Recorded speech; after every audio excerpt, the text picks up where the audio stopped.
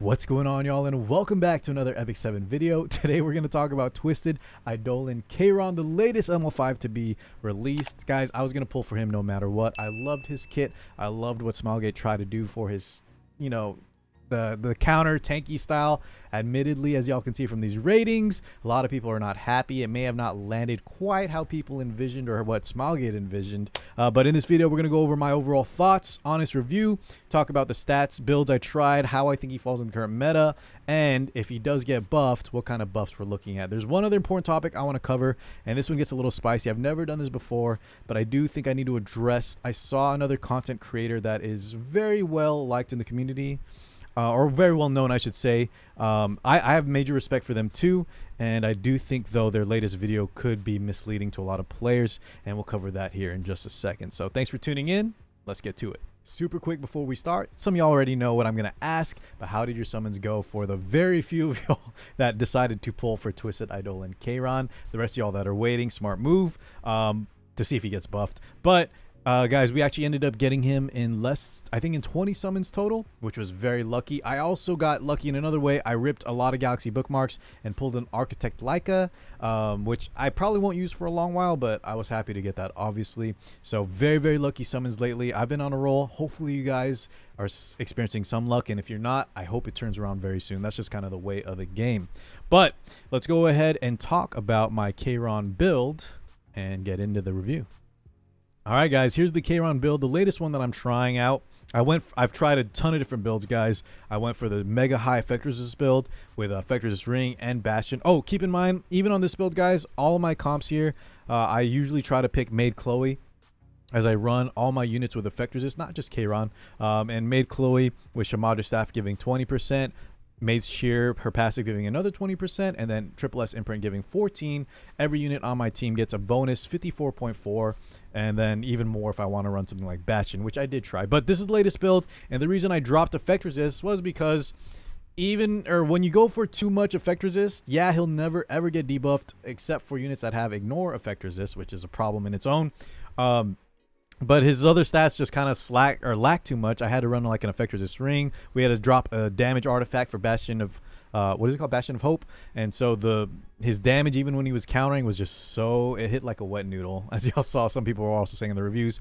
Even on this build here, guys, with more attack, my crit damage is low because I'm on a crit chance neck. It still doesn't hit like amazing, but at least it's a lot more than it was on the mega high ER build. Now, once I get a crit chance imprint, maybe I can shift my build around and get more crit damage as well, but I do think it's important to maintain high bulk on him, as he is a thief, and even with the 30% crit damage reduction built in, he kind of just still folds over if they really decide to kill him.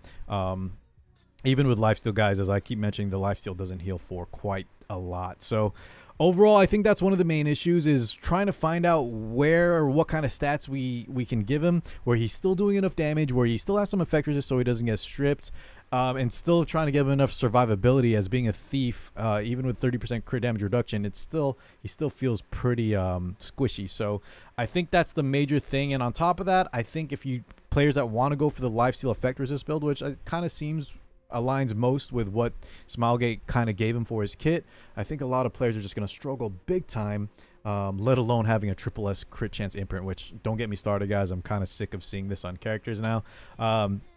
It's just sort of an issue all around, both his kit, both his stats, and we're going to cover all that in the when we talk about what kind of buffs he needs. One other quick note, guys, is a lot of people were talking about injury builds. I wish I could have tested one myself, as I do think it does have some potential. Smilegate was even trying that on their own showcase video in his own preview, but unfortunately, I keep talking about how hard it is to gear him like the weird stats that he wants, and a lot of people made the mistake of thinking that his attacks scale off health. Unfortunately, guys, they do not. And as a lot of y'all should know, most of the meta, or I think all of the meta injury units right now, Belian, Ilinov, Alencia, they're all HP scaling units. So if you somehow had injury gear that has attack plus bulk and maybe some effect resist, hey, go ahead and try it out. I think it could definitely work.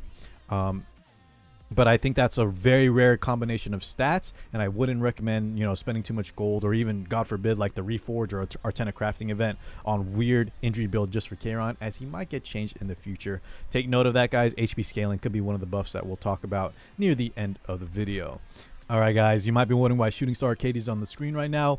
I wanted to address what I said at the start of the video, and that is I think another content creator had a video recently that could be seen as a little bit misleading. And normally I wouldn't really mind.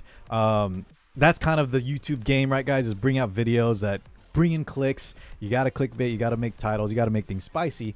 But I am a little worried, at least for this scenario, that newer players that look up to them or new players that might not know enough about the game and RTA, real-time arena specifically, might be spending tons of mystics or, God forbid, more than 10,000, maybe spending real money on a unit that their favorite content creator said was good when they're really not. And the reason that they made ML Kayron look great was because of Shooting Star Arcades. And if you weren't aware of the combo, or let me start by saying in the video, the players ML Kayron 1v4'd many matches, but it was always with Shooting Star Arcades, and that's because of this combo here, guys.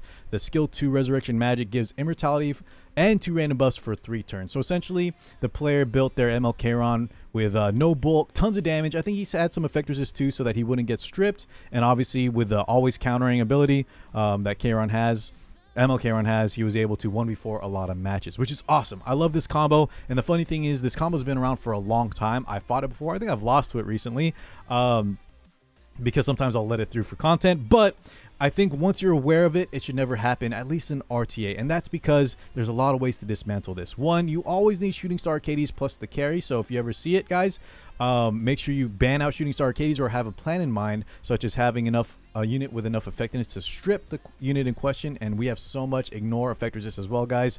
This should never be a thing that you lose to once you see it once, all right? It's a combo. It maybe is a cheesy combo. I love to see it, but I don't want this to be misled as something that's actually valid, as once you get higher in RTA, guys, your opponents are going to be aware of things like this, and if they're not, it's only going to work once. It's not a valid strategy. It's not a reason to pull for an ML5 to say they're good and to spend tons of mystics on a unit. That's a little bit, you know, that's why I'm kind of talking about it here. But once again, guys, no need to call it out. The person in question, I'm not trying to throw any shade, no disrespect. I have a lot of respect for that content creator. It's just something I felt like I needed to address. All right, guys, before we talk about the buffs in question and how likely he is to get buffs, what kind of buffs he needs, all that good stuff at the very end, let's quickly talk about skill enhancements and artifact selection. Skill enhancements, once again, he's a damage unit, so just plus 15 him. Not much else needs to be said there. You kind of want every single stat here.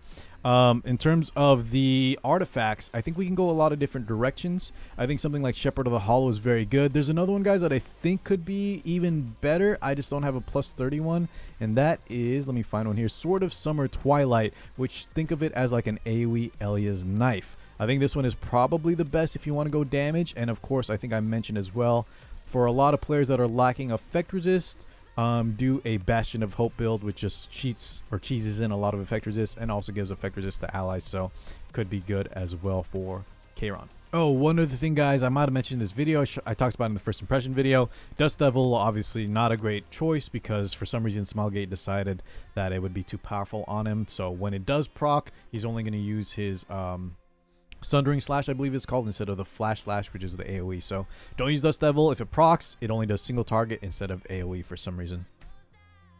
So in conclusion, is Twisted Eidolon Kayron worth up to 10,000 of your hard-earned mystics? What's the honest review? The answer is hell no, unless he's your favorite unit or if he gets buffed, which let's talk about right now.